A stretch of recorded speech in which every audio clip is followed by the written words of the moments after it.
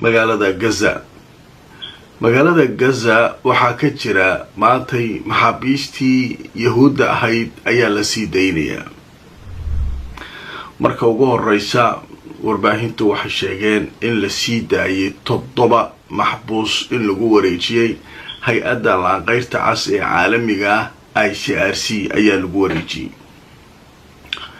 ICRC ayaa lagu wareejiyay laakiin waxaa la yiri inta aysan ICRC du soo kaxaynin nimankii hayay Xamaas waxay u ogolaadeen inay markii ugu horeysay 2 sano ay ehladooda la hadlaan.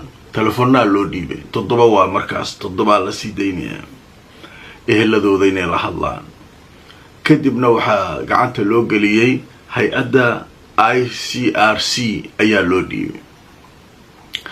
baabuurtoodii lagu soo dhaweeyay meesha, baabuurtoodii lagu qaaday, way la tageen, waxay la aadeen dhanka iyo Israa'iil meel xerada ciidan helicopter yaalay waa laga sii qaaday isbitaalaha la geeyay dadkooda ay halka ku aadeen. markii xaalku halka marayo ayaa haddana waxaa loo yeeray ICRC ad-dufcatu thaniya ama qaybtii labaad ayaa haddana idinku wareejinayna. 20 nool ay hayeen markii hore sida heshiisku ahaa iyo 28 horay u dhimatay lafahoodii. 20kii marka 7 hore hadii la dhiibay maxaa haray 13kii ayay haddana aadeen waa ICRC diya lagu wareejiyay. 13koodii haddana tabtii oo kale eheladoodii la hadleen, haddana waa loo dhiibay, way soo kaxaysteen, way la soo tageen. marka 20kii markii gacanta loo geliyay oo 20koodii ay kaxaysteen ayaa iyaguna waxay soo fasaxeen 1900 iyo xogaa maxaabiis oo hayeen oo ay ku jiraan dadka xabsi daa'imka ku xukuman ayaa iyaguna qaybo kamid ah basaskii soo saareen. dadka marka xabsi daa'imka iyo ku xukuman waxoogaa waxbay ka bedeleen, inkastoo dadkii waaweynaa aysan ogolaanin, haddana isbedel ayaa qaa'imadii lagu sameeyay. liiskii ayaa lagu sameeyay golaha wasiirada Israa'iil fariistay. marka qaar kamid ah dadkii ay rabeen Xamaas ayaa la geliyay, laakiin dadkii waaweynaa wali waa la isku haystaa oo way diidantahay Israa'iil. laakiin 250 al-umum waxaa loo kala qaybinayaa 250 kaas dadkii xabsi daa'imka ahaa iyo dadkii xabsiyada dhaadheer ku xukunaa. marka waxay kala tegi doonaan daanta galbeed iyo Qudus iyo qaarna waa la masaafurin doonaa. macnaha Israa'iil waxay tiri dadkan khatar ay nagu yihiin, ma sii joogi karaan, meelahaas kale ha aadaan, adduunkooda kale ha raacdeen. nin marka dhulkiisa laga masaafurinayo laleeyahay meesha rabta aad, halkan ma joogi karto, taasaa laftirkeeda dhibaato ah. marka al-umum xabsiga uga daran dhibaatadiisa iyo mushkiladii ay ku jireen. marka hawsha iyaduna way socotaa. hadda basaskii ugu horeeyay xilligan aan idin la hadlayo waxay ku soo wajahan yihiin maaragtay deegaanada Falastiiniyiinta ayay ku soo wajahan yihiin. hay-adda ICRC ayaa lagu soo wareejinayaa oo basaska iyada ayaa ka mas'uula. marka hawshu halka markay marayso waxaa la yiri dhanka kale qolo waxaa jirtay raashina qaybinayna dhihi jirtay oo Yahuuddu sameeyeen oo dadka ku leyn jiray maalin kasta Gaza. qoladii maraakistoodii ama xarumahoodii waa la xiray.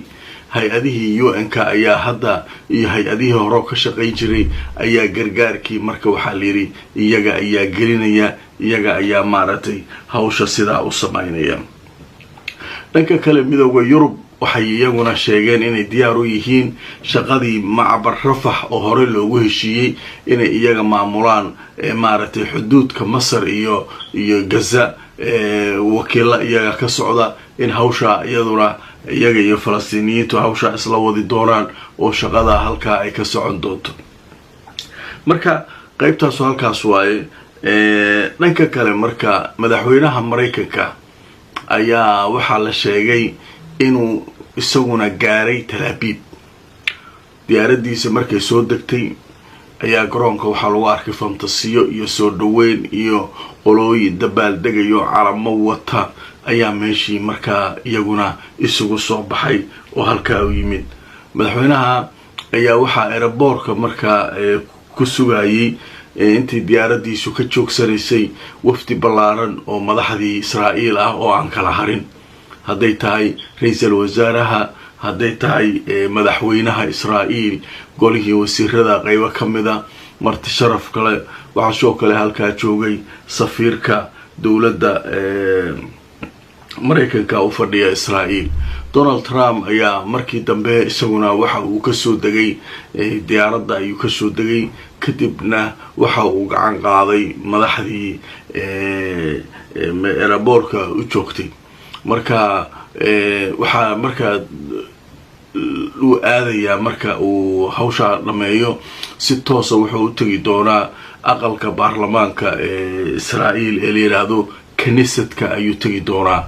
marka uu kaniisadka tago Netanyahu xafiis ayuu ku leeyahay xarunta kaniisadka, halkaasuu Netanyahu isku arki doonaan, wuxuuna kala hadli doonaa sidii heshiiska loo dhaqangelin lahaa. inta ka hartayna hawshu ay u socon lahayd maadaama maxaabiistii la sii daayay. wuxuu soo kale halkaa kula kulmi doonaa ninka la yiraahdo Donald Trump ehelada dadka maaragtay la soo daayay, maxaabiistii loo soo daayay ayuu halkaa kula kulmi doonaa.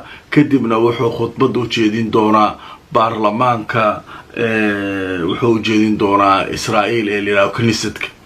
marka halkaa marka waxaa lagu guddoonsiin doonaa bilada qaranka Israa'iil wax la yiraahdo ayaa Netanyahu uu guddoonsiin doonaa maadaama uu nabadda ka shaqeeyay ninka la yiraahdo Donald Trump.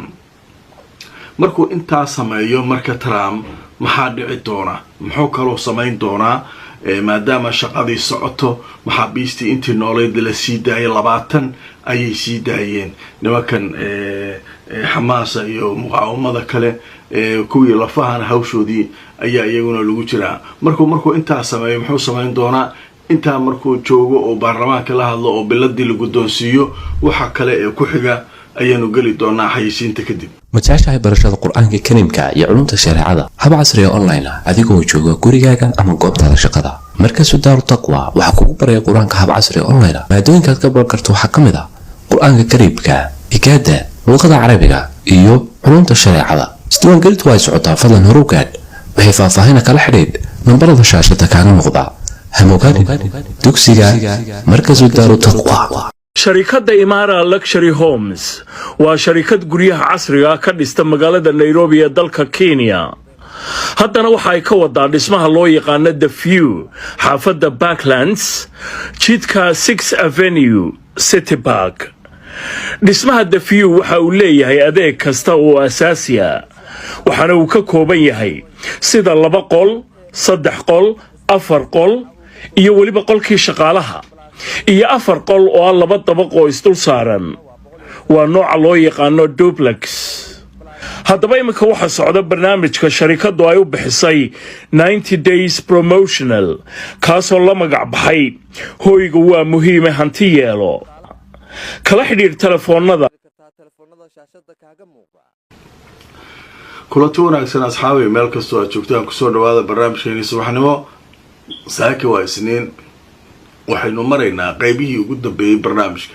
haddaba qaybtan waxaynu kaga hadli doonaa oo sii dhammaystiraynaa madaxweyne Donald Trump marka uu kaniisadka khudbadeeyo bilada la siiyo wuxuu soo wajahan doonaa oo soo aadayaa isla maantaba magaalada Sharm el-Sheikh, halkaasoo madax fara badan ay ku sugan yihiin si markaa loo saxiixo heshiiska lagu soo gabagabeynayo dagaalka Gaza. heshiiska lagu gabagabeynayo marka madaxweynaha Masar ayaa isaguna hadlay, wuxuu yiri annaguna waxaan siin doonaa bilada ugu sareysa dalka Masar ayaynu siin doonaa Donald Trump.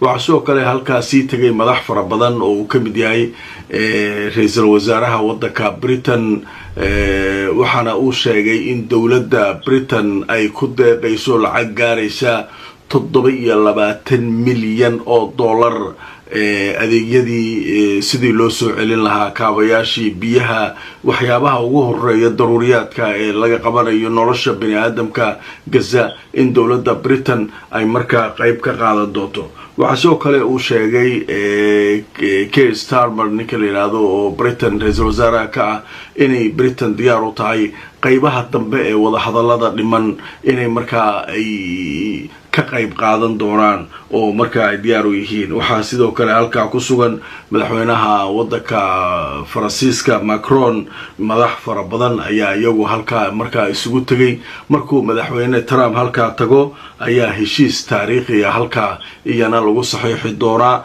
waxyaabaha la yaab kale waxaa ka mid ah inuusan Netanyahu tagaynin Sharm el-Sheikh, marka inkastoo lagu casuumay haddana wuu ka cudur daartay. marka ninka marka waxa leeyahay lug baa u laaban, laakiin isagay u taalaa. ninkii Trump ahaa hawshiisi waa wataa, nimankii carabtaana waa wataan hawshooda.